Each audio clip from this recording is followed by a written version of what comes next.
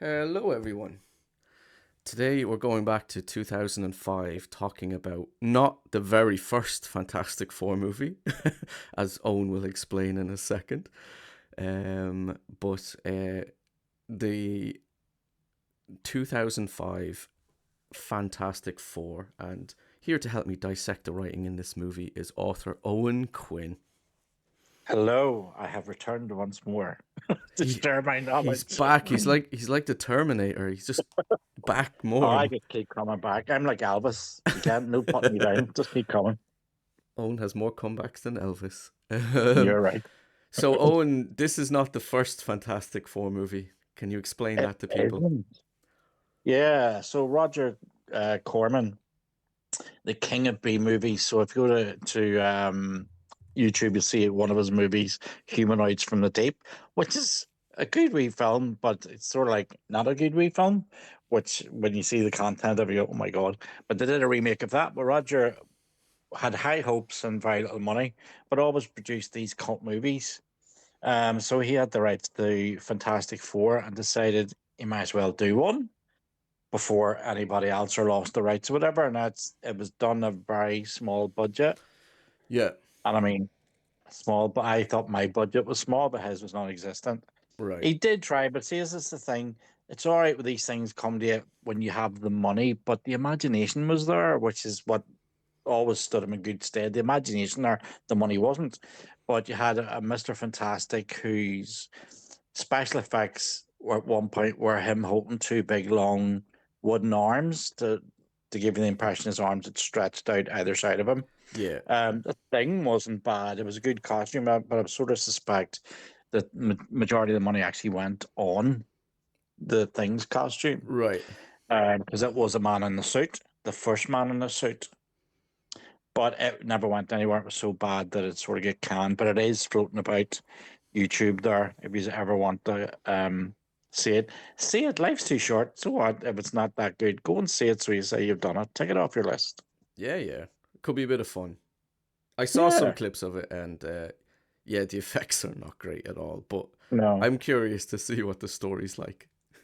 Yeah. I'll not say no more about it. Go and Go. experience it for yourselves. There you go. It gets own stamp of approval. Well, I wouldn't go that far. If I have to suffer, you have. I mean, Is it better than Time Warriors?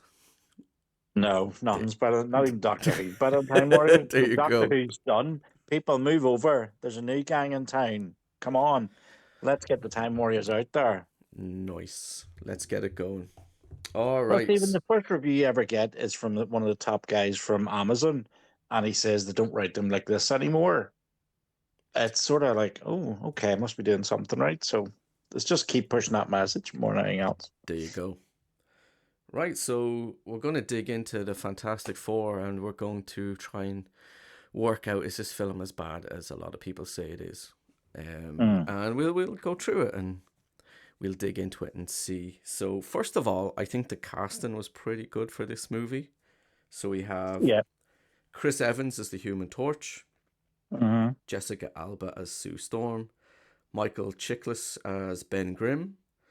Uh, is it Eoin Gruffod? How do you say I his think name? it's Owen Grufford. Owen Grufford. Grufford. He was in something recently that I watched and I went, I know his face from somewhere. And then I realized who it was. He looks remarkably older than he does here, Yeah, obviously. yeah, yeah. And the late Julian McMahon as Doctor Doom. Young Julian just passed away last week Yeah, at 56 from cancer. yeah, such a shame. It is. I mean, it's not the nicest of diseases, but I think we're going to put a link to the tribute I did to him on the website for it. But I think I don't do tributes just because they die. I do the tributes because I've been a fan. Yes. They've been in stuff I've liked and watched over the years. And Julian was definitely one of them. I remember him starting off in Home and Away. And then Oh, even really? yeah, and here Oh, he met his wife, Danny Minogue. He was Kenny Minogue's brother-in-law. Oh I wow! tell you what, I'd have been round to her house every Sunday for dinner. That was my sister-in-law. I recently Um, watched a movie with Kylie Minogue in it. Can you guess which one? it's Street Fighter. It was Street Fighter. Yeah. I know it wasn't going to be absolute beginners or anything like that, like, but yeah, and then it came into Charmed, which I really liked at the time, and Charmed just was did good a fun. an article on it. Charmed was good. It was good. I watched one of the episodes this morning, and did an article on it for next year, and it's a great wee show. And then of course he went to Nip Tuck. He was in Red, and then he popped up as Doctor Doom and the Fantastic Four. Yeah. And do you know what? It's not one of them ones you would automatically think because the world seems to be consumed at the minute by the current Marvel wave, which is really flat. But he was actually very good casting. Yeah, so this might not be everyone's favorite version of Doctor Doom. That's fine. But in the context of this movie, I think Julian does a really good job, and I like him in this. I like him in this role. What But you? do you want a villain? Yeah, but you want a villain that's good looking. And do you remember I always say with Clive Barker, always said speaks eloquent evil. Yeah, He's not just a bad guy. The Latveria is country always mentioned, but he yeah, is a tycoon, billionaire, genius, all them sorts of things. So he has that thing about him, which is was a good looking fellow. Was going to swim for him. So he's a good looking villain, yeah, and he plays which arrogant really well. automatically brings you, yeah, because he did that in Charmed. Was Cole?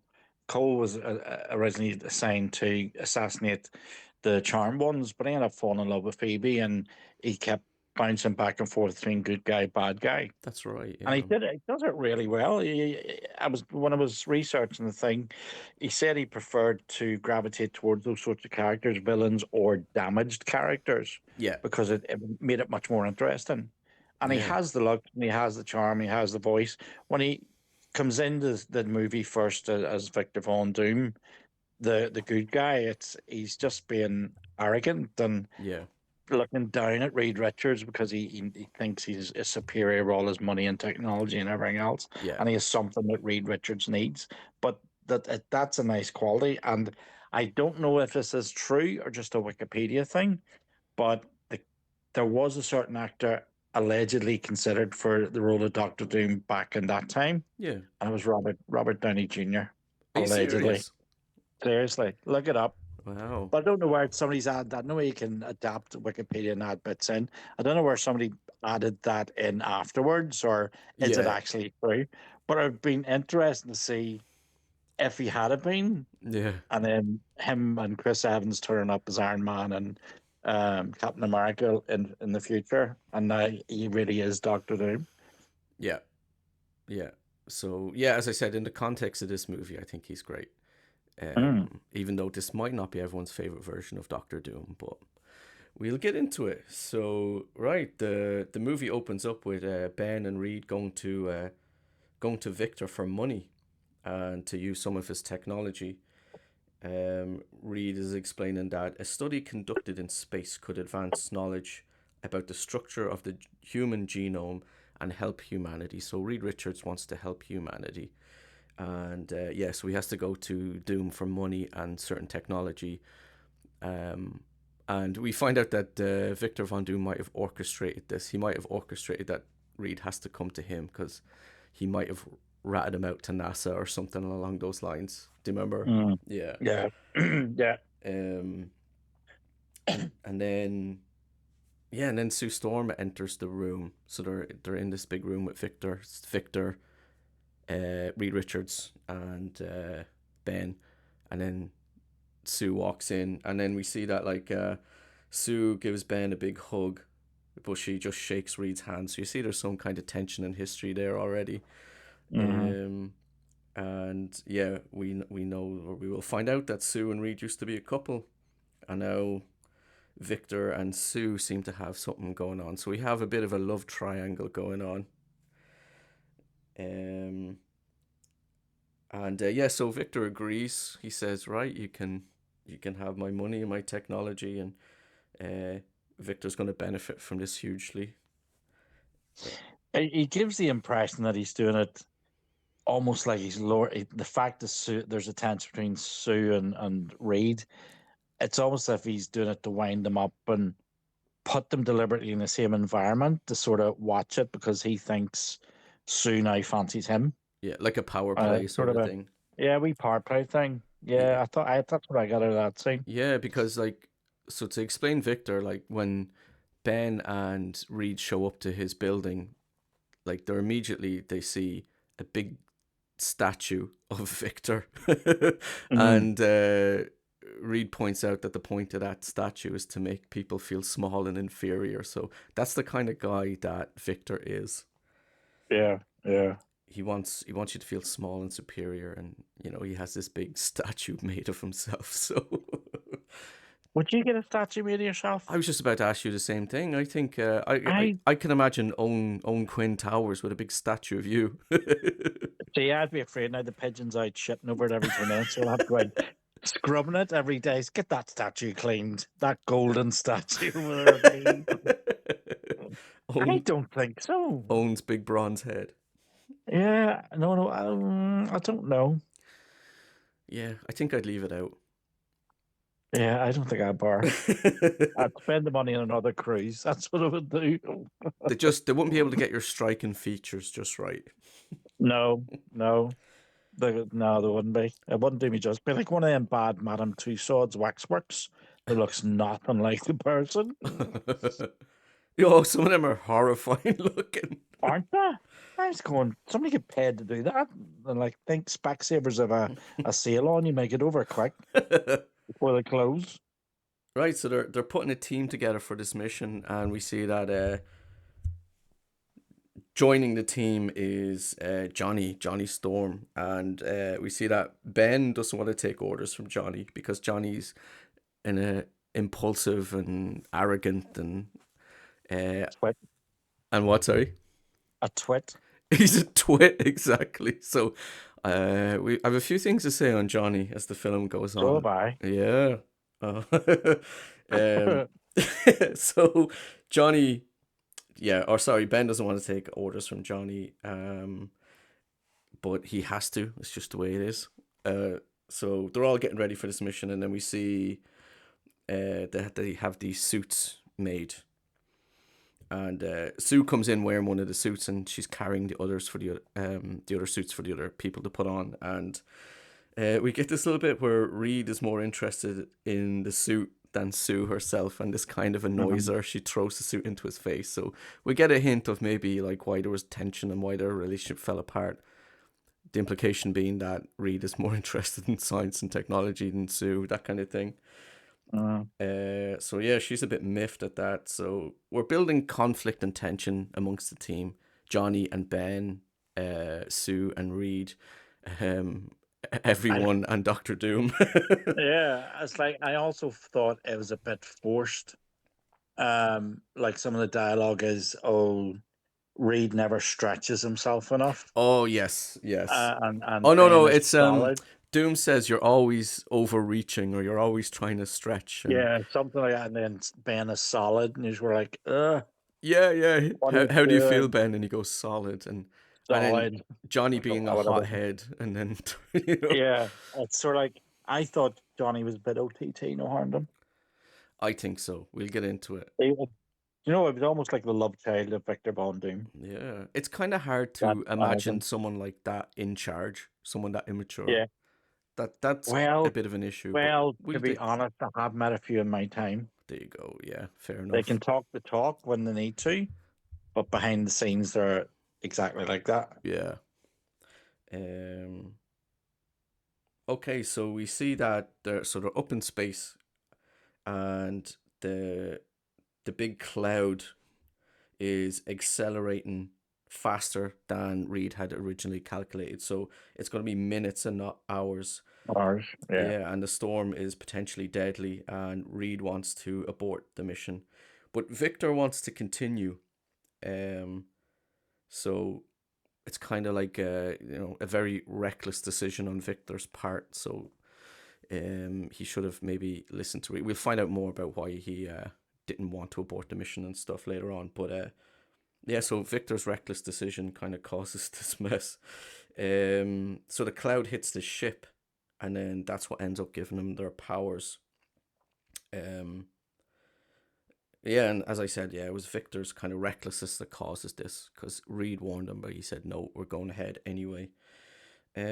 So yeah, the big accident happens to give them their powers, and then we cut to we're in Ben's point of view, and I really didn't like this thing Johnny did, and I'll explain why. But so Ben wakes up, we're in Ben's point of view, and Johnny's trying to convince Ben that he's been horribly disfigured. When he wakes up, and Ben's like, "Oh, give me a mirror now." Um, so he plays a very cruel joke on Ben, and we'll dig into some of Johnny's behavior as we go. But in this movie, he comes across like a fucking sociopath sometimes. Mm.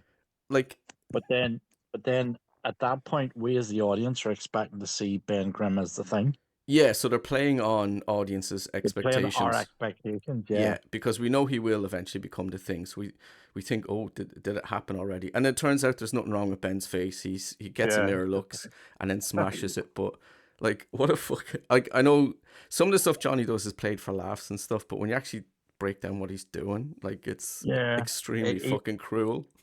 That's why I thought some of it was extremely. He's too OTT. I think at points. Yeah, it makes it Um. hard to bring him back and redeem him. Yeah. It Like, hard makes it hard for you to like him yes, I think he's very unlikable. Now, because a he wouldn't last two character minutes with me. a character being unlikable does not necessarily mean they're a badly written character because not all characters are intended to be liked. But it does make it very hard to get behind them. And now I think there's aspects to him that I think are fine. Like I think Chris Evans plays the arrogant asshole very well, and Yeah. Johnny's cockiness and stuff like that. I don't have too much of an issue with all that. Right? He's a cocky, arrogant hothead. But it's mainly the stuff he does to Ben that I think is a big issue. But Um, then, do you know what? See, somebody else said this to me, not about Johnny Storm, but about if the closest friends that you've got, say if you tease your friends and sort of wind them up and stuff, yeah. it shows that you're actually 300% more loyal to that person I would agree with that than in a lot of somebody. situations. In here, though, I don't think it works, especially because it does blow up. And No, but when you look at where their path actually leads them, I still don't think they're super friends at the end of it. yes, So it exactly. still becomes. But I think here there's actually a story which hasn't been told, or it was filmed or wasn't put into Yeah, the movie. I think there's home issues for Johnny and Sue with their parents because yeah, there's an argument later on, and I just think there's a whole underlying issue there um, yeah, that isn't explained, and that's what generates your behavior is generated from certain things that happen in your life. yeah. So I just got the impression there's something happened, and she's took on the mother role Which is for hinted at. him, and yeah, which he rebels against because he doesn't like being told what to do. But then you have to be a flyboy and everybody else. You have to have the money and the cars and everything else behind you. Yeah, So it's a bit of a. That's why I thought it felt forced because he doesn't have the money, doesn't have the cars, but then he gets on as this like Bruce Wayne would have done in the old days yeah, when he was trying to make everybody think or Oliver Queen, I should say, yeah, trying to be the playboy, and underneath he's actually Green Arrow. It's almost like there's a whole suggested history here that we haven't heard about, yeah, which would explain it if we knew it. yeah. I think they would have had to put more work in to redeem Johnny, but we'll get into it more as we go. Yeah, Um, yeah, it's just not. That's why to me when I said it felt disjointed. That's part of what I mean. It just doesn't feel right as a character. yeah. Some of this, Um, some of this movie, it's like there's pieces there, but it's not enough, sort of thing. But yeah, yeah, right, then we cut to Victor has a business meeting and he's told that they can't even give his stock away. So he's not in a good way after this mission went tits up. So he has 1 week to turn things around. So we have a bit of a ticking clock for Victor Von Doom. Um, and then we see that the characters' changes are taking place. The Cloud has altered their DNA. So we have Mr. Fantastic who can stretch really far. He's like rubber. We have Sue, who can turn invisible and create force fields. We have Ben, who's really, really strong. He's made of stone. He's like the tank of the team. And then Johnny's the Human Torch. He can set himself on fire, and he will eventually learn to fly, but not quite Mm. yet. Then we get. So I think that the best character in this movie by far is Ben Grimm, and I think Michael, is 100%. it Chiklis? Is that how you pronounce Checklist. it? Yeah. I think he plays him really well. I think he's the best thing about the movie, that So do I. character and the performance, and I Uh, think just his character alone puts it above um, a lot of modern superhero stuff I've seen. yeah. I actually don't like the CGI versions of the thing. I think everybody says Linda Carter's their Wonder Woman, Henry Cavill is their Superman. For me, Michael Chiklis is the thing. Yeah, I think it's a really good 100%. performance, and they do a lot. They make an effort to put some character work in there, which I Yeah. appreciate. And it was, But and it was hard work in that suit. He says he used to sweat buckets. yeah, It's a 600 pound suit. apparently he Um, pushed for it to be practical rather than CGI. Because yeah, yeah, yeah. Which I think is great, and it says a lot about him. yeah, But gee, I don't know where you've seen this, in the Deadpool versus Wolverine movie when they all went into the alternate universe place. Um, there was supposedly Checklist was there in the suit. There's a photograph, but I don't know where somebody's just put it and said, "Oh, this was Deadpool Wolverine," one of the cameos that was cut, or it's actually from the making of this or the mm, second one. But it would have been interesting to see him back. I would have liked to yeah, see him back. yeah. I think he's pretty good in this movie. Yeah. So Ben goes off to see his girlfriend Debbie, who he's engaged to. So he's outside at a phone box, and he calls her out, and he's wearing a trench coat and a hat, and he tells her to don't come too close, and he kind of slowly reveals what's happened to him, and she freaks out and runs off. So we're starting to feel very sad for Ben Grimm, because she can't handle his physical changes. But that then the look, the hat and the transcoat are from the comics, which Yes. is a nice callback. But here's something you may not know, Yeah. which I didn't know until I watched it again. Who plays the girlfriend? Debs. Oh, I've seen her face in other things. Is she in Lost? I don't know. No, it's in something else. Let me get her name up. Oh no, don't. I don't know. Well, I know because I'm going to meet her in September. Laurie Holden. Larry Holden from Walking Dead. Ah, that's it. Yes. But before Walking Dead, she was also in X Files Oh, was she in the as X Files? Marita Over Rubius. She was one of the dark agents for the cigarette smoking man, and she didn't. She had a really rough time at his hands. So she's on one of the comic covers. I liked her in X Files. Now I've seen her in The Walking Dead, and then she was also in From Ah, for a few right. episodes. Yeah, yeah, yeah. But it wasn't until I went, "Hang on, who's your woman?" I don't know her face, and then I rewound it back about they show him now The Walking Dead. So I have my comics and all signed out or picked out of for to sign and paid for all this September. So I'm hoping she doesn't cancel because I hate that getting all this stuff ready and then they cancel. So that was a nice thing. But it's nice to see sort of you forget. God, that was back in 2005 when everything else like Walking Dead, it all came afterwards. Yeah. And you sometimes forget. It's like 28 weeks later where you see Jeremy Renner, Hawkeye in it, and guy from Lost, Harold Perrineau, and they're in the younger days as well. But it's just sometimes you forget who's been in what. Yeah, yeah. I immediately recognized her, but I don't know from what though, but I definitely knew her face.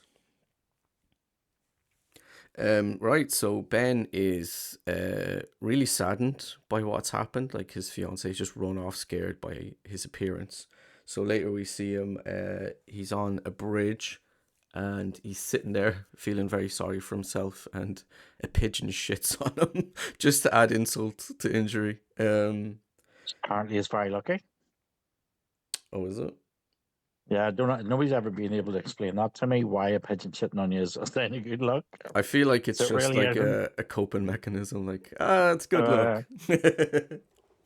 um, So Ben's sitting there, and then we see a man is about to jump off the bridge and commit suicide, and Ben stops him. So your man sees Ben, and he's kind of afraid of him, so he starts backing up, and Ben starts to kind of follow him because your man's putting himself in danger. He's like, "Whoa, whoa, you're gonna fall down into the traffic," Yeah. which eventually happens. So his fear of Ben's appearance ends up causing havoc. So he falls down and he's in danger because there's a lot of traffic. And then Ben jumps down and manages to stop a truck hitting him. When I first seen this, I'm like, is that truck driver dead? That's some crash. But we'll see later he isn't. They made a point to show that he's not dead. So Ben saving this guy causes chaos, and we Playoff. see lots of accidents happening. And then the rest of the team show up in a taxi. I can't remember exactly what they were doing. Like, They're out looking for they him. were just out looking for Ben, wasn't it? Yeah. And that's the point where I thought that's very convenient. Yes, I thought that was very convenient. There's a few things And like that in this, but yeah, and I also thought, what reaction did Ben really think the girlfriend was going to give him?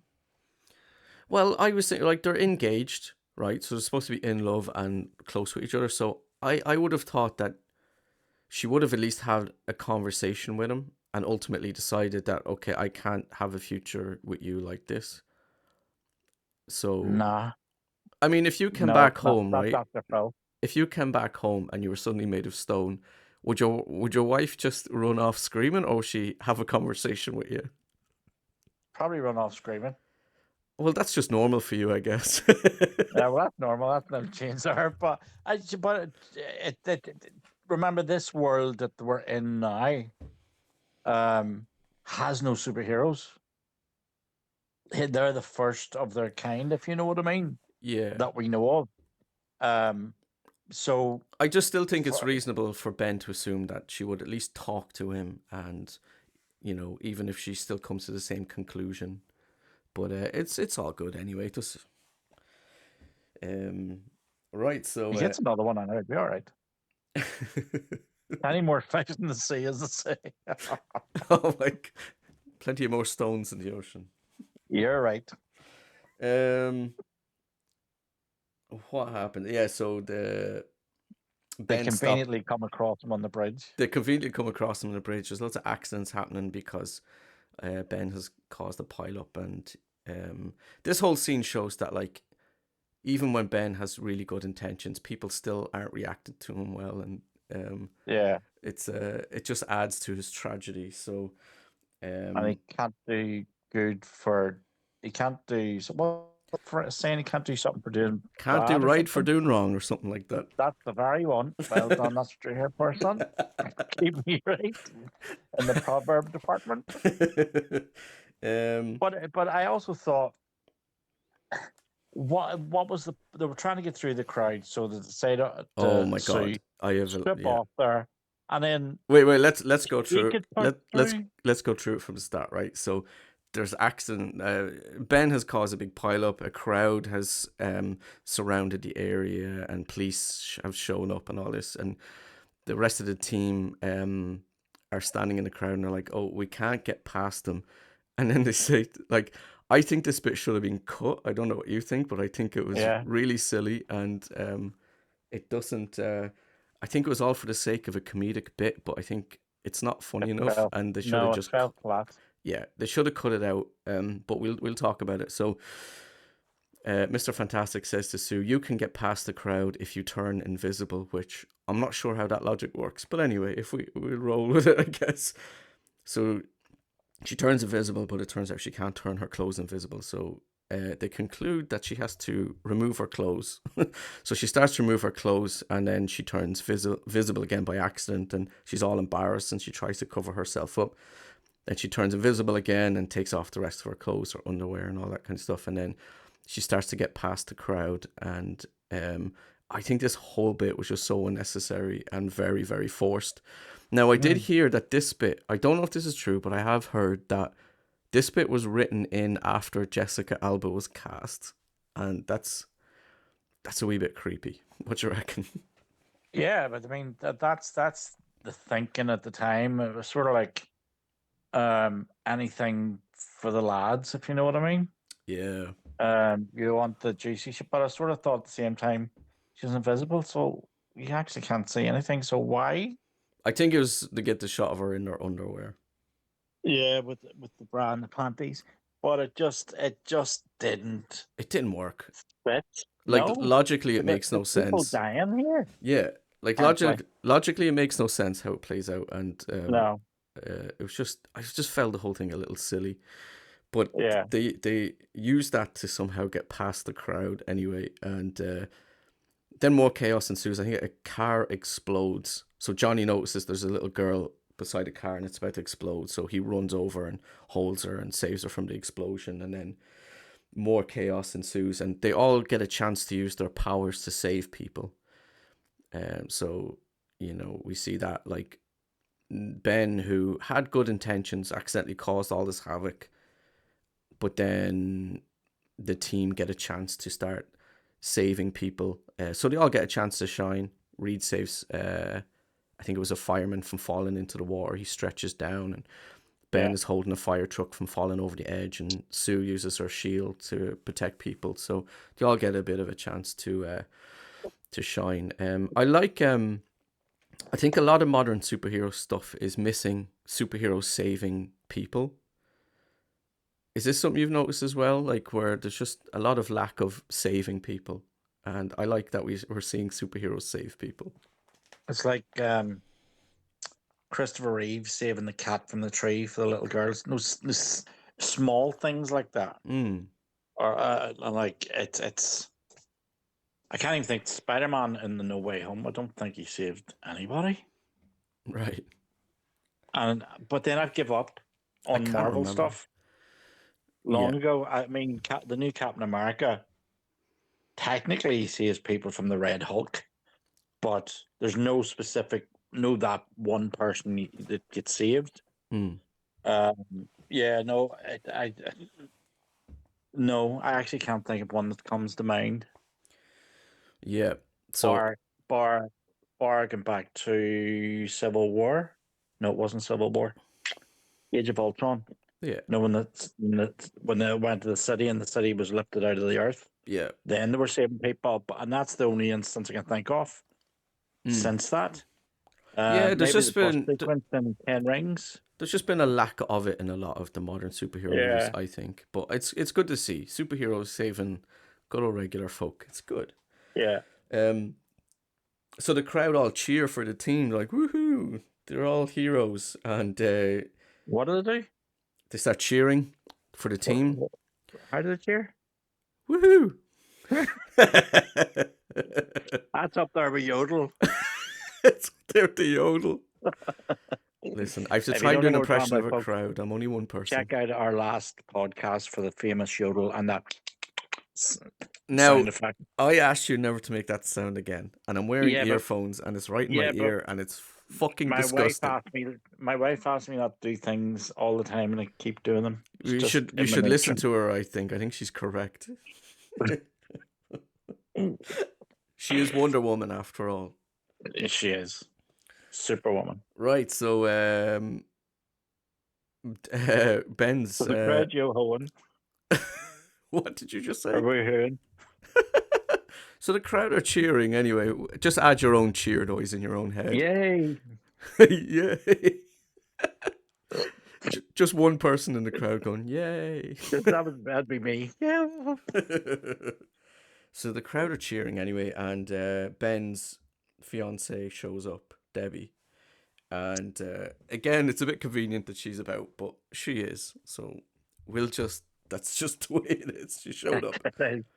Now, does it go right? So she shows up and she takes off her engagement ring. She looks at Ben, and even though the crowd are cheering for him and he's tried to help people, she still can't bring herself to be with him. She can't get over his changes.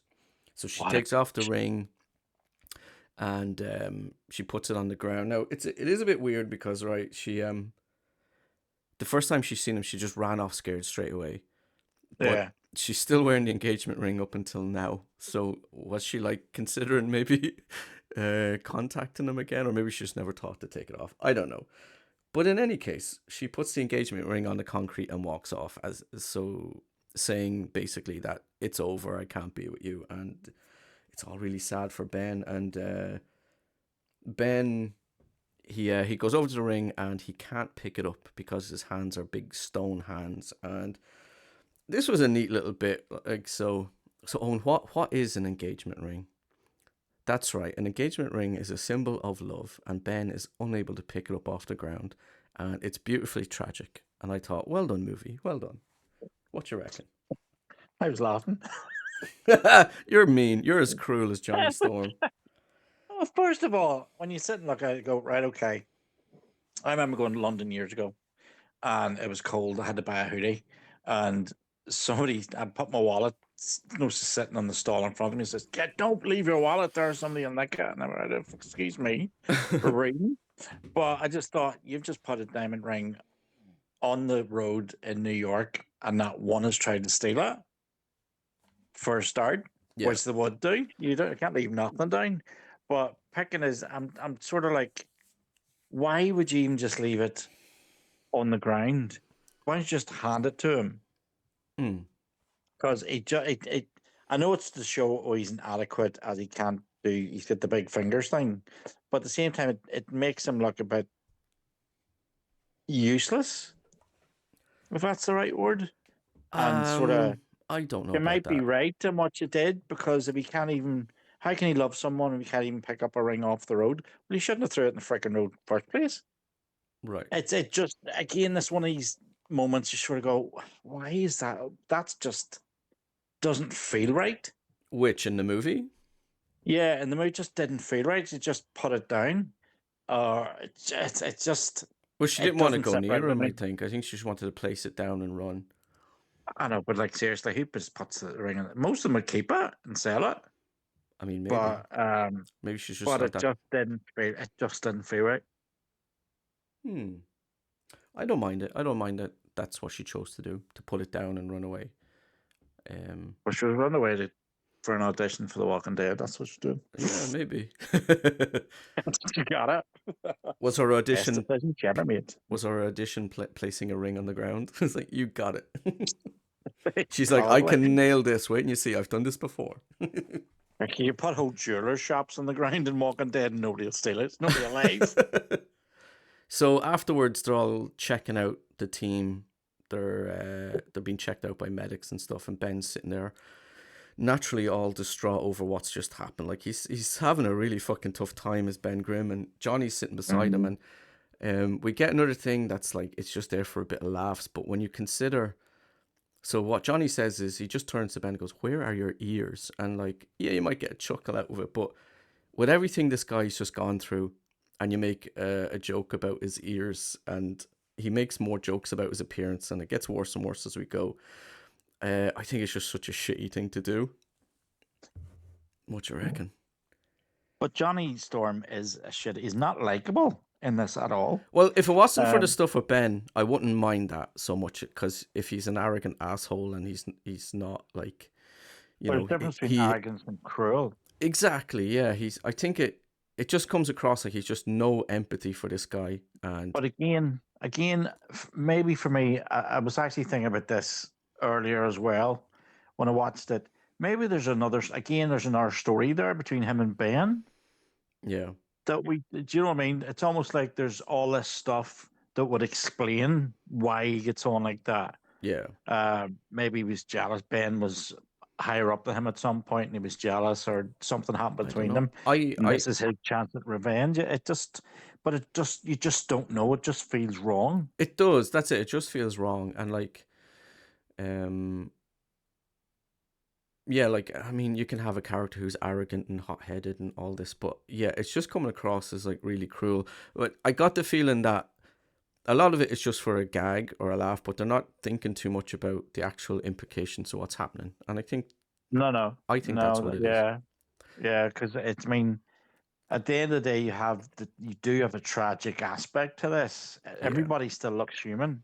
Yeah, but except him. Yeah, it does get worse as we go on, but we'll get there. And like, I don't have, like, as I said, apart from the stuff with Ben, I don't have a problem with this, like this Johnny Storm character, and I think Chris Evans plays him really well. As I said, it's just how he is with Ben when you break down what's actually happening and what Ben's been through. Just comes Yeah. across as just absolutely ruthless. But we'll get there. There's a bit more, but yeah. So he makes a joke about his ears, and then we see on the news that people are calling him the Fantastic Four, and they end up talking to the press, and then there's more stuff with Victor about the another business meeting where they say we're pulling out, so things are getting really dire for Victor. He's starting to lose it all. Um, and then in a bit we go to the Baxter building and we get our Stan Lee cameo. What you reckon about Mhm. this Stan Lee cameo? Well, maybe is this where it all started? The Stanley Was it this the first? cameos? When did Daredevil come out? Was it before or after this? Oh, I don't know. Because he's in that as well. Well, do you know Stanley was actually in a movie that Eric Roberts was in as Stan Lee, and Eric Roberts played an artist that worked at Marvel drawing comics. Mm, It's something about an ambulance. People get picked off the street with an ambulance and never seen again. I think it's like organ transplant or something. yeah. Um, so Stan, well, he was in something else that I just seen a clip off the other day. Was it the old Thor versus Hulk from the early 80s? The really Ah, bad one? Yeah.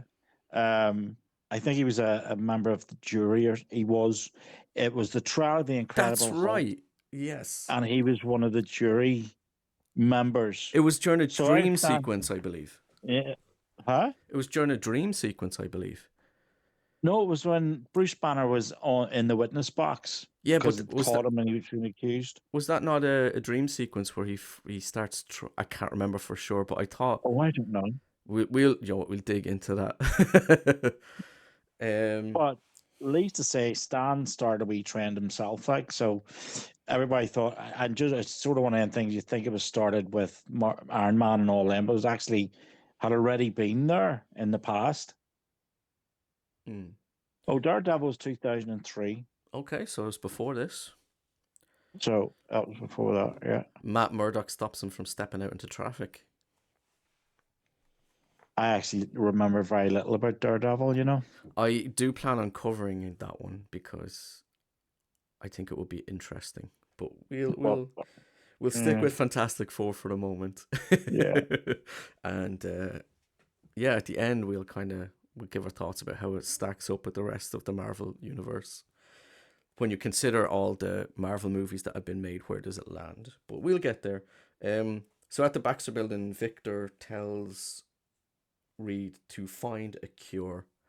He said, yeah, he said your incompetence or something ruined the lives of four people or something along those lines. And Reed says, well, I did warn you and you decided not to listen and go ahead. And Victor says, I wasn't going to let you make me look stupid. So it was largely Victor's ego that caused a lot of this. And Mm, Victor's ego is a big part of the movie.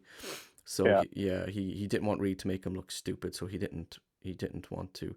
So money and his ego made him want to go ahead with the mission despite Reed's warnings. But he tells him to find a cure. So Reed is going to try and reverse what's happened to them, and they're all staying at the Baxter Building until he does. Um, But at this point, doesn't Victor know that he's infected as yeah. well? So Victor's starting to change. He's starting to, and Reed doesn't know any of this, but Victor was affected by the cloud as well, and we'll see Mm. him changing more and more as the movie goes on.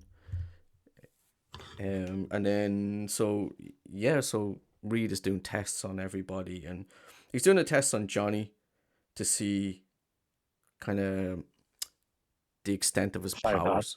Yeah. Yeah, how hot he can get, and Johnny is he gets really really hot and melts the thing that he's in, and they're measuring his temperature, and he reaches. They tell him to stop because they say to him that he's warned that if he reaches the temperature of the sun, he would set fire to Earth's atmosphere and kill everyone. Um, Now, this bit, I think, considering Johnny's personality, he's a hothead, he's impulsive, that they maybe should have taken this a bit more seriously rather than just give him a bit of a warning. What you reckon? I think I know what you're gonna say here. Go for it. That he pushes it right to the edge to see what would happen, regardless of the consequences. And to me, that makes him not just a hothead, but a bit of a danger. Yeah, exactly. This is extremely dangerous, especially in the hands of someone with his personality. So I'd be Yeah, keeping an eye on him 24/7. I know they try and stop him I, from leaving and stuff like that, but that I struck still me the would have liked to first see thing. them push a little harder to keep him under control, or at least Yeah, I don't know. I think there should have been more in there because the stakes are very high. yeah, and he just, and it's that quip. It's like, oh, well, it never happened, sort of thing. It's just, I can't even think of the right. I'm trying to think of the right word. He says something like, It's not. he goes supernova bad, gotcha, and gives a thumbs up. Yeah, And it's you don't not even know psych. how It's not seriously psychopath. you don't even know how seriously he's taking it. Yeah, but he pushed it. He deliberately pushed it further to see what would happen, Mm. and could have easily have gone the way, but he didn't care. Do you know what I mean? Yeah. I actually can't even think of the word for that. So he yeah, Switch. We'll so go with switch.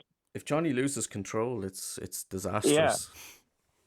So it's not all good news with the powers because they're still figuring this out, and there is now a dangerous side to it Yeah. that if Victor was able to control and manipulate, God knows what he would do with it.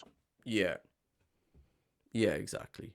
Um so then we find out that we get more information about why Sue and Reed broke up. So Sue was ready for their next step in the relationship, but Reed said that there were a lot of variables to consider. So um, Reed was overthinking everything. I like this aspect. Like the stuff with Reed and Sue, it's very thin, but there's stuff there. It is very thin, but there's a little something there at least. So we have this aspect of like,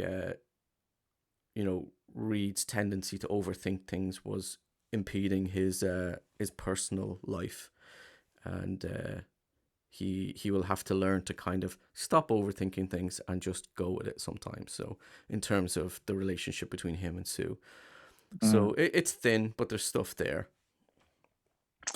To be honest, I felt that it diminished the character, In what way? and like he was a like. Maybe I just memories cheating, but from the comics, I don't remember that. Or maybe that's just a take they did for the movie. But to me, the smartest man in the world was a bit Seth Brundle Right. What? pre-meeting things, as in I know it's almost a cliche. The smart guy doesn't see Yeah. the beautiful woman in front of him, um, but I just felt I don't know it just again didn't feel right based on what I remember of the Fantastic Four that he was a much stronger character than that. Um, But if but I you just feel that he's go, been stomped down by Victor at the start. Um, even though we know he's the better man than Victor, he still feels me like the diary of a wimpy kid, something like that. right. So you have an issue that he's not accurate enough to his character in the comics. No, that's the thing. I can't remember it in the comics, Right. but I don't remember that aspect. Maybe I'm wrong. If anybody wants to leave in the comics in the comments, please, because I haven't read a Fantastic Four comic in a long time. But it Same. just felt it undermined him a wee bit So if as a you super wimp rather than a superhero. right, okay. I think the it's got this aspect of like his his intelligence is obviously really beneficial, but it hinders his personal life. I think this is the thing they're going for. He's all It's like about super intelligent people have no common sense, sort of thing. yeah, even like the when Sue walked in with the special outfit they had going up to Yeah, space, he was more interested in the in the technology than fabric. Sue. So Yeah, yeah, that seems to be a big part of his relationship with Sue is like she just wants him to notice her more and um, kind of be more assertive and stuff like that. But Oh, oh, there's not a whole lot to it. It's just basically like no. you overthink things. I was ready for the next step, and he's like, "Well, there's too many variables." So she just wants him like, stop thinking so much about it and just, what do you feel? Well, I'm sort of asking. Usually, when they say, "Oh, we're going to the next step," you know what that is. Holding hands. Well, you can hold many things, but do Jesus. you know what I mean? I'm sort of looking at the age and stuff. I'm going, right, just we're dating, and then now she decides the next step. So, what variables was he at? Do you know what I mean? That to me, it just doesn't. He doesn't deserve her if that's the case. If you know, do you know what I mean? Yeah, yeah. I mean, maybe that's it. So in any case, we get that information about their relationship, um, and then we see that Victor's being examined by someone who kind of explains to him what's going on. That he refers to it as an infection, Mm, and he was saying that I think he say a week or so before the infection has like run its course or something like that. And something like that, yeah. Victor's like, what Which exactly does that mean? And your man's like, I can't pretend to understand any of this really. And he says that he's going to have to contact the CDC because he's worried about an outbreak. contagion, yeah. Because Victor we see that he's starting to turn metal. Um, and then Victor kills the guy, because Victor's like, I'm the face of $1 billion, you know, company and all this kind of shit, and he ends up breaking his neck. Now, some of the bits with Doom are, um, Dark, yeah, they're dark. Like yeah. he breaks his neck and throws him up against the wall and stuff like that. So you have this contrast of like the stuff going on at the Baxter Building with the Fantastic Four being a little goofy and lighthearted when it's showing their Mm. like day-to-day lives and stuff, and then cutting to Doom where it's a bit darker. Where I mean, there's no part of Doom in this movie where didn't feel it didn't fit. That everything he does, that's Doom, because you can. It's almost like Joaquin Phoenix and the Joker, the slow breakdown until he becomes the Joker. It's that sort of path. That's what that reminded me of. It's Mm. the slow trip to becoming Doctor Doom. Yeah.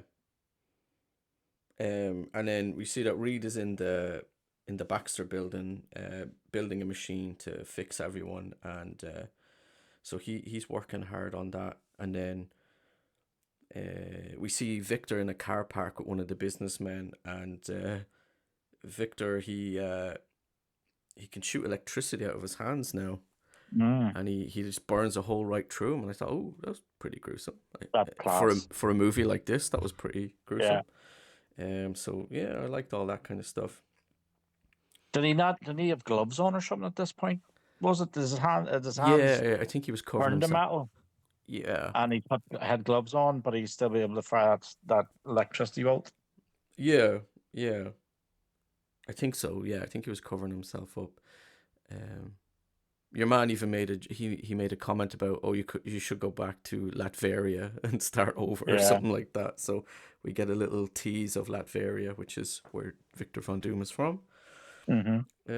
And then Johnny is he's bored, kind of hiding away from everybody. He wants to embrace these powers, and he loves the celebrity lifestyle and all this. So he's getting very restless. So he ends up sneaking out, and he's showing off at a thing where he's like on a dirt bike and he's doing tricks and stuff, and there's a crowd watching, and he's getting lots of praise and attention from everybody, and he ends up going on fire trying one of his tricks.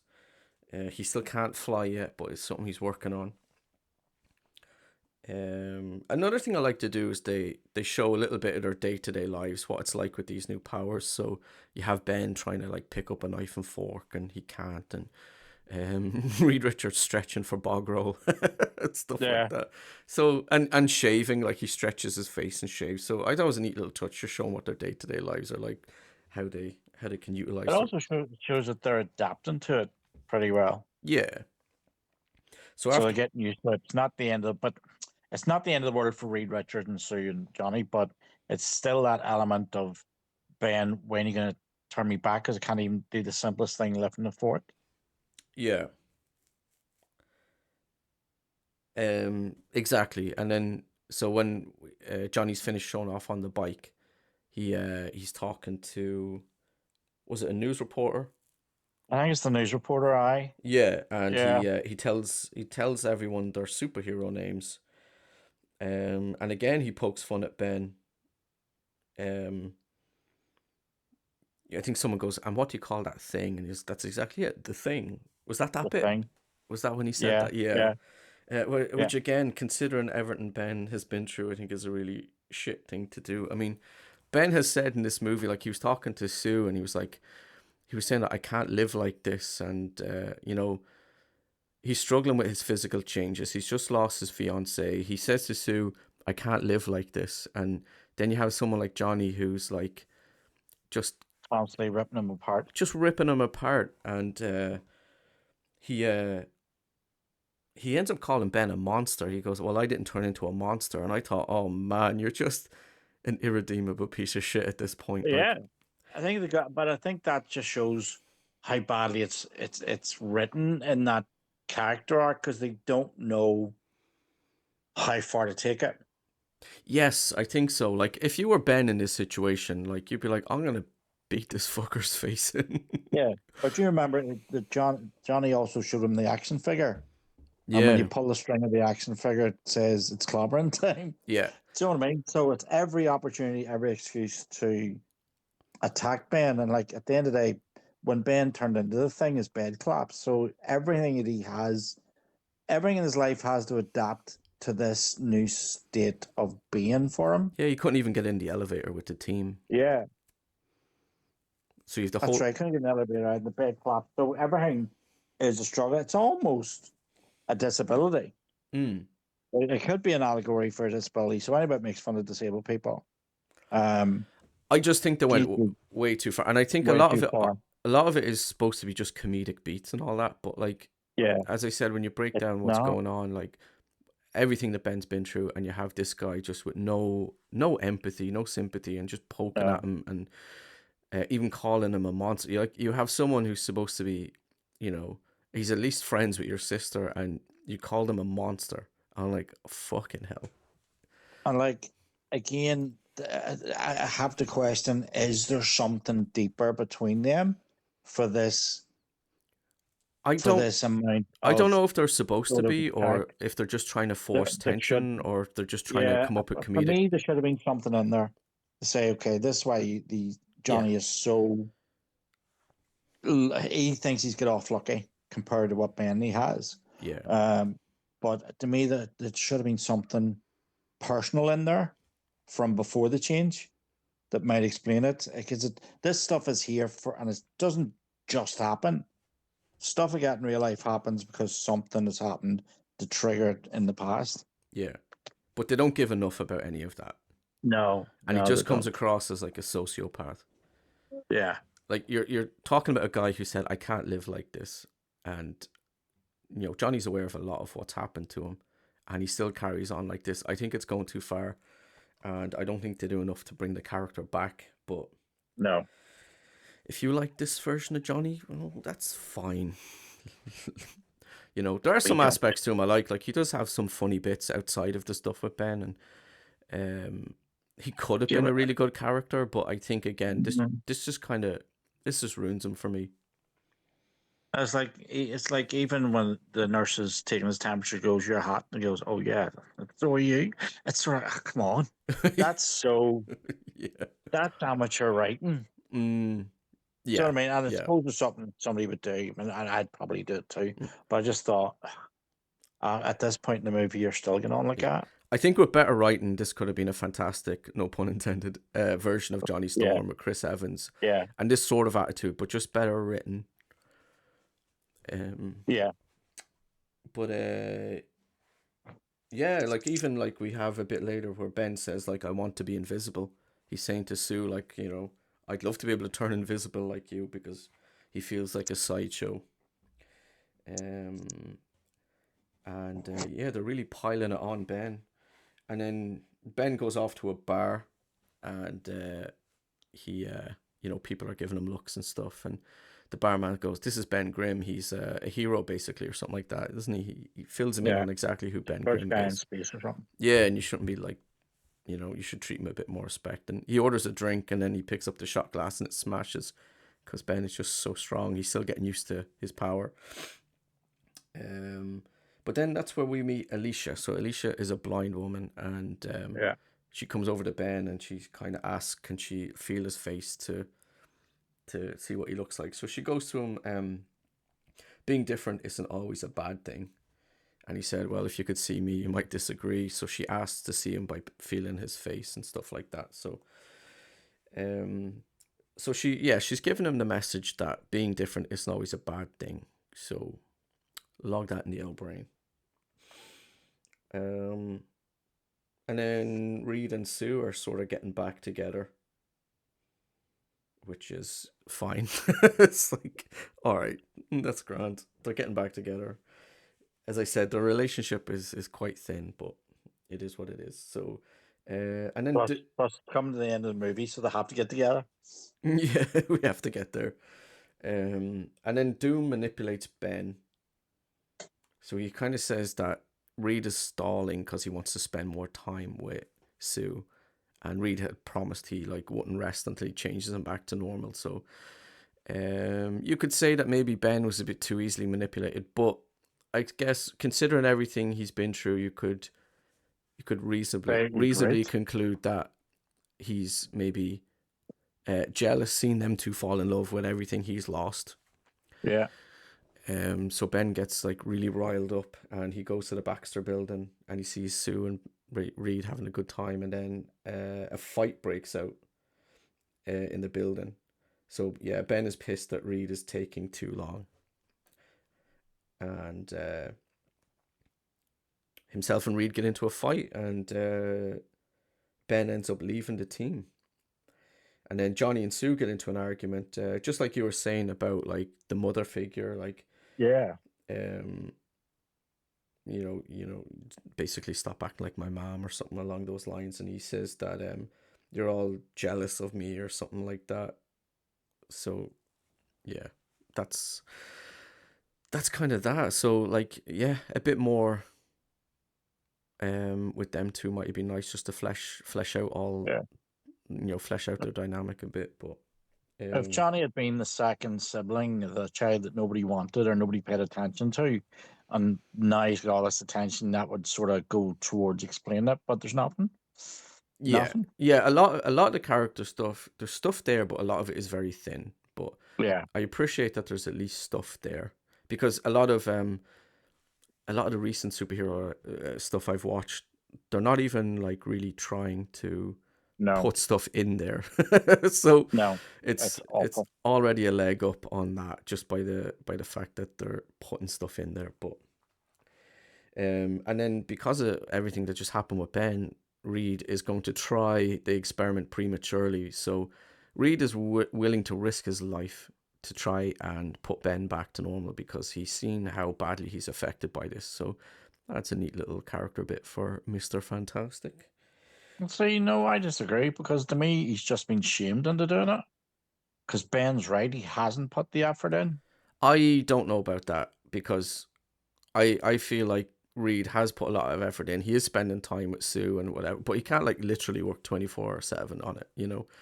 Um, No, no, not, they're wasn't there not even a asking bit? the So again, 24/7, but I mean, he's out connorting with, canoodling with Sue, and do you know what I mean? And everything's being watched by Victor Von Doom as mm, they go, so he knows how to manipulate them all. And Ben is his first target because he's the biggest threat.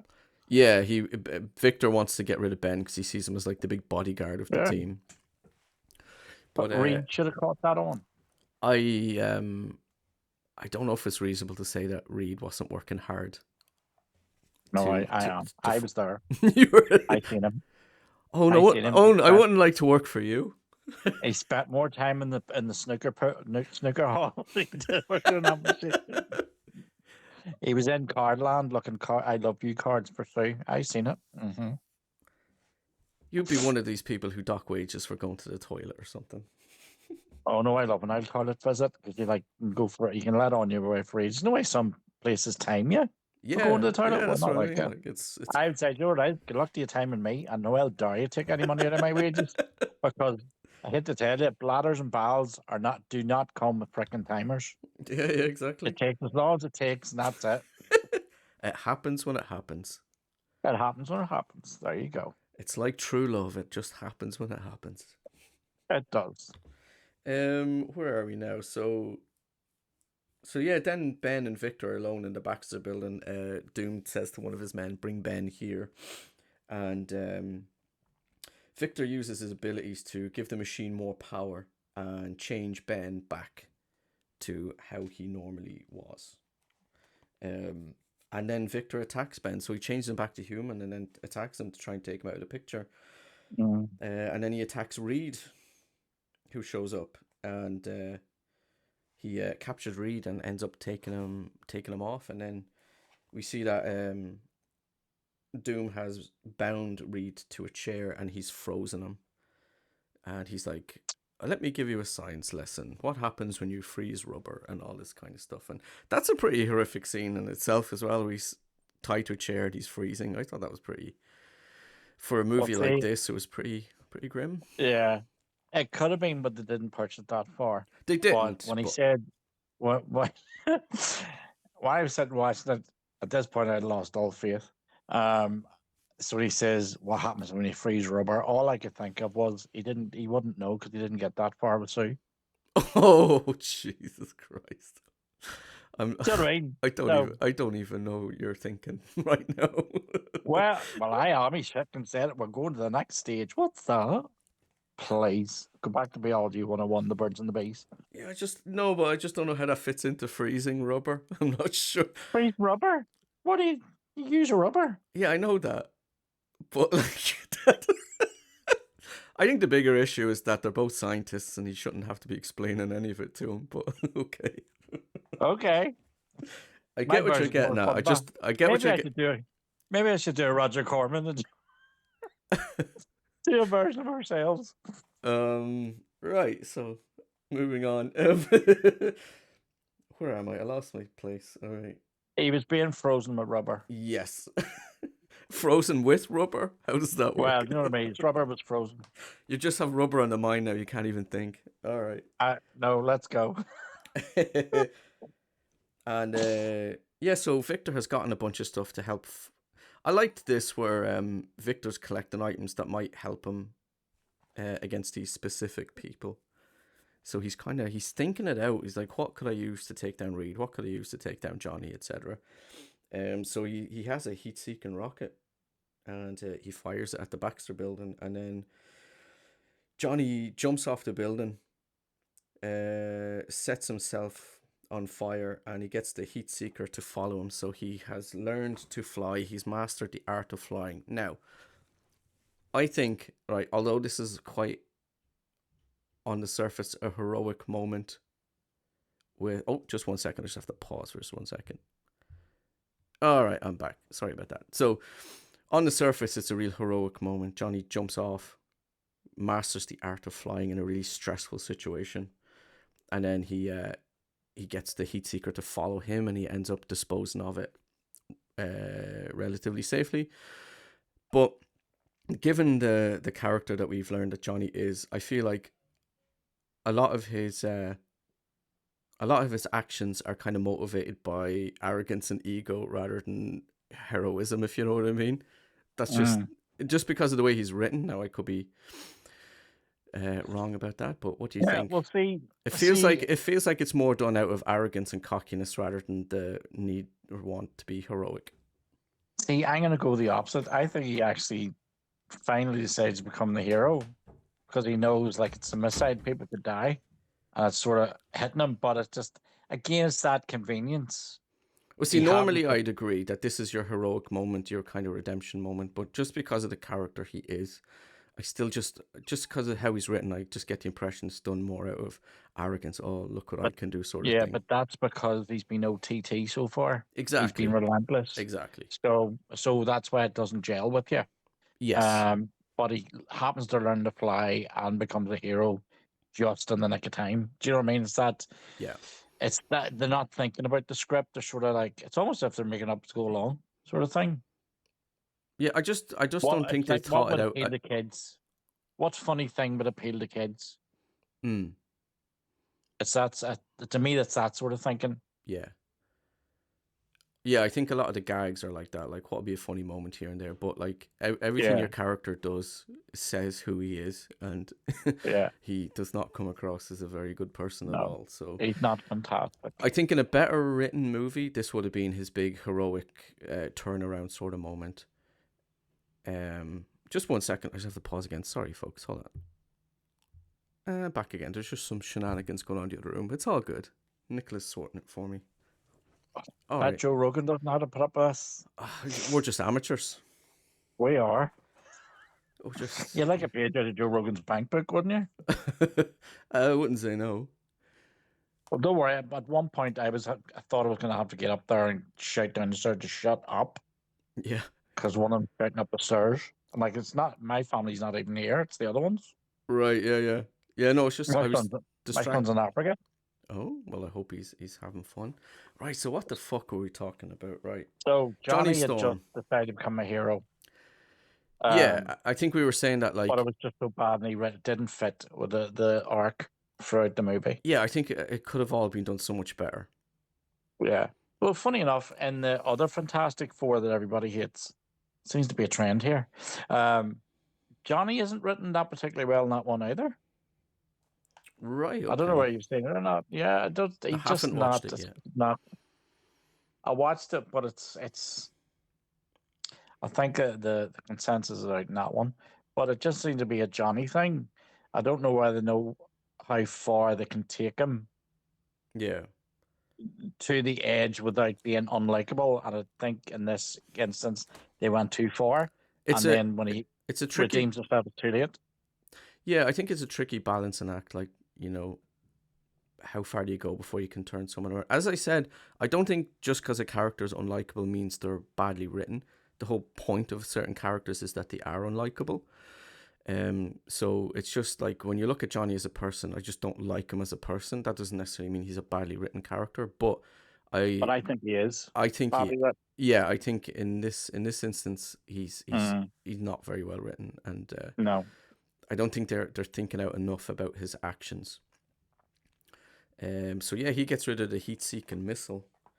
Um, yeah, he gets it to follow him, and he makes it, brings it out to water and gets it to sets it off on like a ship full of junk or something like that. Yeah. And Doom Um, thinks he's dead. So he thinks he's yeah, got rid of two of them. yes, he thinks there's two down. So two from four makes what? There's two left, right? Two left. And then Sue says to Doom later on that you always thought you were a god. And then there's another fight that breaks out, and Ben. So I think Ben's arc is the best arc in the movie. Yeah. So Ben ends up turning himself back so that he can help his team fight Victor. So Ben was turned into human form, and he ends up feeling like he's just not. He ends up feeling a little useless because his team, his friends are fighting Doom, and he just, he's not as formidable as he was, and he ends up feeling useless. So Ben makes the decision to give himself back his powers so that he can help fight back. So Ben has given up everything, such as like he wanted a normal life, he wanted to be changed back to normal and all this kind of stuff, but he makes a decision that he will become the Thing again so that he can help people. And I thought it was a neat little arc, like considering everything he's been through, he makes this decision, so it shows how much he cares about people and cares about his team. Sacrifice. It's the Yeah, hero sacrifice. yeah, and like as I said, I think Ben is the best character in this movie. By far. Yeah, But yeah, then it also shows that he also realized the fact Victor Von Doom tricked him into back into humans means that he's the only one who can stop them. And it's only then he realizes, and he could have had something there like Alicia's voice and the going, just because you're different doesn't mean you're bad or something. Um, Yeah. when he does, then you see the full what the thing can actually do. What you saw on the bridge was nothing Yes. compared to what he can actually do and what he can take and the punches he can. Do you know what I mean? So Victor Doom suffers as much under the thing as the thing suffers under him, but they're equally matched, nearly Yeah. And equally matched. I like the two of them as a contrast. So Doom wants his powers for power to gain more power. Yeah, Ben wants his powers to help people. Um. I think I also have to uh, add in about the mask, the scene where Doom gets his mask. Yeah. Go for it.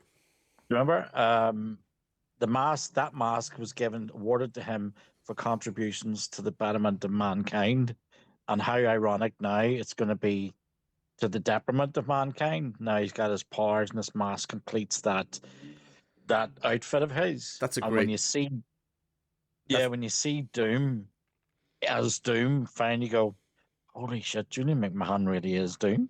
that's a good And that detail. I like was, that detail. I'm glad you brought that up. That's a really good detail. yeah, it was when I was doing the thing. I can't remember whether it was the article or the tribute.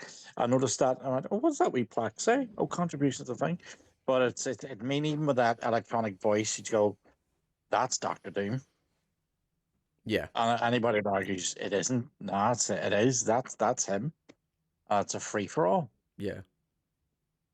Yeah. I mean, I think he could like if you did a Doctor Doom story with like a real comic accurate Doctor Doom, I think he would have been good in that part as Yeah, well. Like, I mean, even when Ben's entrance, when the final battle, nobody busts through the wall. The wall, it really does look like he busts through the wall. You know what I mean? It's right. sort of like, oh, the thing is powerful. We didn't realize he was that powerful before. And Yeah. then the battle begins, and you get to see exactly how much strength Ben Grimm actually has and why he's so formidable in the Yeah. comics. Yeah, exactly. And I like so they're all fighting Doom out in the street, and what I like is that they're combining their powers to fight him. So they're using Yeah, teamwork rather than just it's your turn to do something. Now it's your turn to like. So we reincorporate Johnny's supernova stuff. So Reed says to Johnny, "Go supernova," and Johnny's like, "But I thought," and he goes, "Just do it." So Johnny's like swirling around, going supernova, and then he says to Sue to use her force field to contain it, so it's safer for everybody around them. And then he's overheating Victor Von Doom, and then after that, when he's super hot, we see that Ben then kicks a fire hydrant and sprays him with water and super cools him. So it's kind of like so earlier Doom was like, what happens when you freeze rubber, and then we get Reed now saying what happens when you rapidly cool hot metal. Um, and statue, go on. statue. Yeah, That's what you get. exactly. So they freeze him rapidly, and then we have Doom frozen in place like a metal statue. Now, what I really like about this is that, so at the start we had Doom. As they're going into Doom's building, they see this big statue of Doom, which is a symbol of his egotism. And now it's a kind of fitting end because Doom's ego is largely responsible for the mess he's in, and he's frozen in place. So it's a nice little way to end him. What do you Yeah, think? so he's a prisoner of his own ego, Yeah, basically. Yeah. literally. Yeah, so it's a fitting end. It's fitting that he ends up that way. Because like Doom's ego was ultimately his downfall. So I, Yeah. I thought that was a nice touch. No, I like because I mean they had to work together as four people to bring him down. It took the four of them to Yeah, actually and do it. yeah, it took the four of them and it took them combining their powers, which is something I'd like to see Yeah. more in superhero movies, like the combination of powers. I think that's pretty cool. It's a pretty neat thing. Mm. Um, and then that's Doom. He's just frozen as a statue, and we will see in the end credit scene. He's been shipped off to Latveria. So Like you do. there was it was open to maybe bring him back in later movies, but that did not happen. Not with this franchise. So that was Fantastic Four. What, Doctor Doom? Yeah, like obviously in this set of movies, like he's this version of Doctor Doom's not coming back, obviously. Yeah. What version's in the second one? Oh, I'm curious now. Did Oh, I do you know miss what? that? I haven't seen the second one in so long I can't remember. Is he in it? I have to rewatch that Yeah, one. he's in it. Thank God. Oh, Yeah, see, okay, what okay. it is, they use young ones, confusing us old ones. Yeah. Yeah, he's in it because do you know the reason? Only reason I know it in a way because I watched it last week for the podcast. There was a reel. It was I think maybe it was to do with him passing, but he's talking to the Silver Surfer. Okay, I I was like, apologize. I haven't oh, seen. I have to happy days. rewatch. I have to rewatch that one, so my memory wasn't very good on that one. So there you go. That's awesome. Oh, there we go. That's good. Right. So how does this movie stack up? So when you take the entirety of Marvel movies, every movie Marvel has made, I would not put this on the bottom rung. No, I think it does enough with its characters to kind of put it above, the bottom tier. Like some people talk about this movie like it's absolute garbage. I would not say that. it's not. No, it's not. Like it's not, again, no pun intended. It's not fantastic, right? But it's Well, fine. It's all right. it, It's yeah, got stuff in it's there no that I Madam like. Web. It's no matter what. It's no The Marvels. Yeah. It's no Brave New World. There you go. In other words, Marvel, most of the stuff you put out after Endgame is balls. I would agree. No, it's not balls because balls are a useful thing. It's shit. Right. And a lot of your TV series would be the same. And Do Marvel's me never and going to take this do me and behind you now, have either. do me and you have the same take on Endgame? I think we might differ on it. What do you mean? I don't think the writing's very good in it. Uh, Yeah. Now, I did enjoy parts of it, and I okay, it was emotional here and there, but I don't think the writing's very strong. no, it wasn't emotional. Were you crying? No, I haven't cried since Mhm. I saw Optimus Prime dying, but that was the last time. I cried twice. Yeah, I understand that. Twice. The people I was Awesome. watching it with, Anything that makes me cry. the people I was watching it with Anybody makes were crying. what? The people I was watching it with were crying, but I was just like, yeah, cool. Well, I get a credit with that straight out of the cinema that day for spoiling it for people. You spoiled it for people? No, this credit we lads were at the back of the cinema with us, and they were still the minute Tony Stark came on. Oh, he dies. So me and another father went and got the ushers, and we got them all through it. Yeah. Oh, Jesus, that's a shitty thing to do. What are we bastards? No, I disagree with Endgame. Sorry, completely. Love it. Yeah, no, that's fine. Love every You part can of it. love it. You can love it. I just don't think the writing's very strong. But it's Fantastic Four's no Endgame either. Yeah, But I enjoyed rewatching this movie a lot more than I thought I was. There's enough stuff in here that I think is okay. It's some of yeah, it's good, and I'm I well think cast. Ben Grimm on his own elevates it above Yeah. some of the other Marvel movies. So I would say it's okay. There you go. Um, It's fine. I would even Some go. of it's really bad. Some was really bad and disjointed. And yes, we know the writing, but I mean, I'd rather watch it again than Spider-Man: Far From Home. Right. And Spider-Man is my favorite superhero from when I was a kid. But that one, Mysterio, didn't impress me at all. No, I wasn't too I'd keen watch on that one. Fantastic Four. So yeah, if this is not as bad as people think or remember, and to be honest with you, neither is the second one. But I think the second one's a bit rushed. It is an Again, improvement, but obviously, I've there's just things. shown that my memory on the second one's pretty dim, so I have to recap it. But do you think it's worth Yeah, covering the second one? yeah. You think so? We Oh, I. we might do, Yeah, but put it on the list. we'll put it on the list. But I'll put it on the Fantastic list. Four, it's all right. I can Yeah, see why people like it. I can see why people don't like it. Yeah. Like there's some stuff in there Yeah, that's just very thin, not well thought yeah. out. Some of the effects have aged really badly. But these are the days where it was everybody. It was Blade was the first, and Blade 2 was brilliant.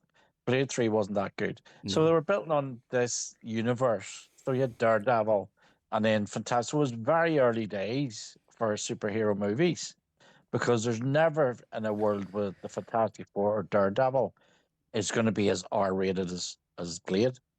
Mm. So it's a very different universes and takes, even though technically they're all the same universe. Um, but too early days, so nobody really knew what they were doing with superhero movies. Mm.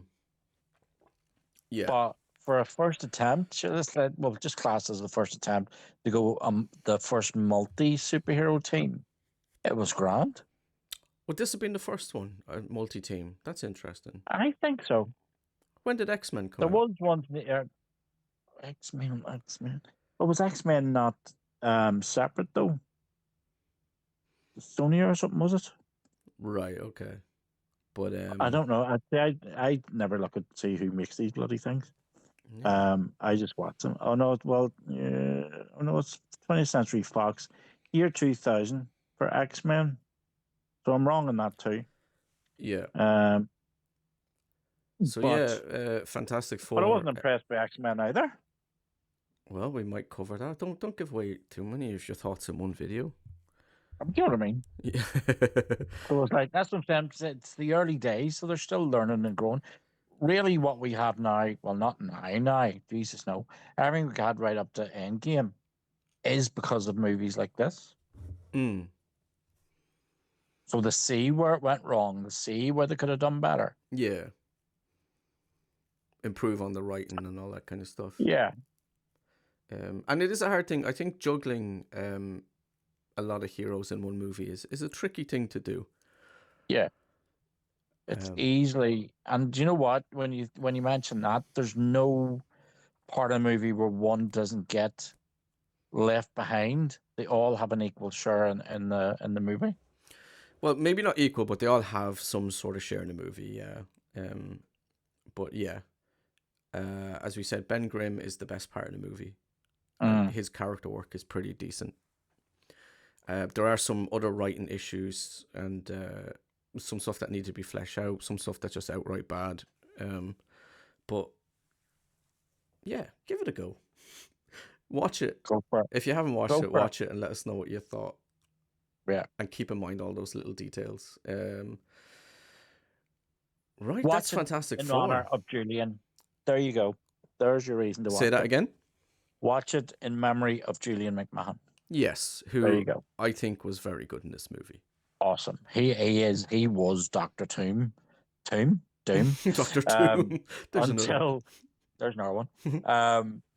But I mean, everybody, Robert Downey Jr. Can you speak today, Owen? No, I'm losing the plot. Robert Downey Jr. he's the new Dr. Doom. Actually, Robert Downey Jr. is the last chance for Marvel to pull their shit together. Yeah. It's a bit like bringing David Tennant back to Doctor Who. They've gone wrong, and it's gone badly wrong to the point where even Blade is now cancelled. Yeah. Whole things, and I do not hold hope out for the new Fantastic Four. We'll have to see. I mean, a lot of the recent releases haven't been good, but hopefully they'll pull it back with some of the new stuff. But we shall see. We shall see. Right. Owen, where can these lovely folks find you and your Time Warriors shenanigans? My shenanigans are all over the internet.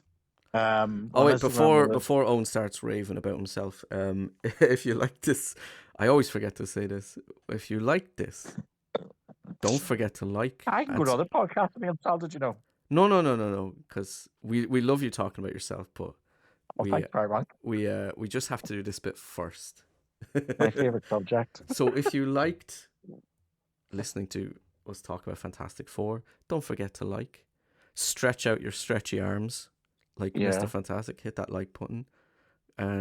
Smash the subscribe button like Ben Grimm might smash something. Yeah, clobber. I don't fucking know. Clobber that smash button. Clobber.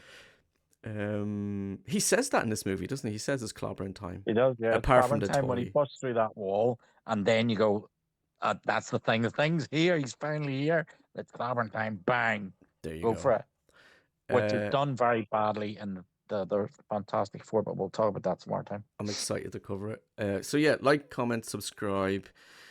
If you want to check out my work, there will be a link in the description. You can follow me on Instagram at Stephen Carey Stories. I am just back from Dundalk Con, which went really, really well, and we'll talk more about that another time. But it was great fun. Lots of great feedback on my books, and thank you so much to everyone who came to the table. I got to chat to some lovely, lovely people. Owen, where can people find you? Instagram, the Time Warriors author. Website is the Time Warriors and Beyond, where you'll find the Julian McMahon tribute and some other magic stuff about the books and other shows and movies that you might have forgotten about or would like to see again. And Twitter at the Irish Author on Twitter. Yes, we will leave a link to Owen's article about Julian in the description, so you can check that out. Very sad to see him go, and I thought he was great in this, so go watch it in honor of Julian. And we will be back next week with... I still undecided. Every week I'm undecided. I'm like, what do I want to cover? Well, I know one I think we should cover. Do you want to give it? We'll talk about that over. Okay, cool. If you have any suggestions... No, just in case you don't. Say again? Just in case you don't, because if I say what one I'm thinking of, and we don't do it, people will be asking for it then. There you go. So maybe we should. Yeah. Drop in the comments if there's anything in particular you'd like us to cover. We will be covering down the line, it could be months from now, but we will be covering The Running Man at some stage. Well, let me tell you. Oh, does Owen have a Running Man story? That. No, well, yeah. Well, no. But a Running Man story with one leg. Good luck with that. Have you seen the trailer for the new one? I did. Right. It seems more in line with the book. Right. Well, let me tell you. Am I the only person on the planet to watch that trailer and go, that plot has been lifted directly from another movie? What's that? I can't remember. I figured this out the other night at 11 o'clock when I watched it. I can't remember the name of the movie. It was the same plot this time. The whole plot is to survive the people in the city. So he's sort of on the run rather than a game show scenario. Yeah. But that is another film that I've watched, and I cannot for the life of me remember the bloody name of it. Was that film inspired by Stephen King's original novel? Could have been. I don't know. Yeah. But somebody has done this already. Because I was looking forward to seeing the game and what sort of new supervillains and stuff would come up with. Yeah, but none of that's in the book. The book is very different. No. But see, that's why I prefer... I've never read the book, but I know the film. I thought we were going to get an updated version of that, but I'm not excited. I'm not excited. I'm not going to watch it either. I might check it out. I'm not sure, but I do like the Arnie one quite a bit. I have fond memories of that one, and I love the ideas of the different hunters coming in to try and catch him and that kind of stuff. Yeah. Whereas now it's just the public. Yeah. And I'll try and find out the name of it for the next time we're on. Yeah. But it's literally, I can actually see it in my head. I can see the end scene, but I can't remember what it is. Yeah. Oh, I'm interested to find out what that is. Okay. Fantastic Four. It's not fantastic, but it's got some good stuff in there. Okay. Yeah. We will be back next week. Bye-bye. Bye.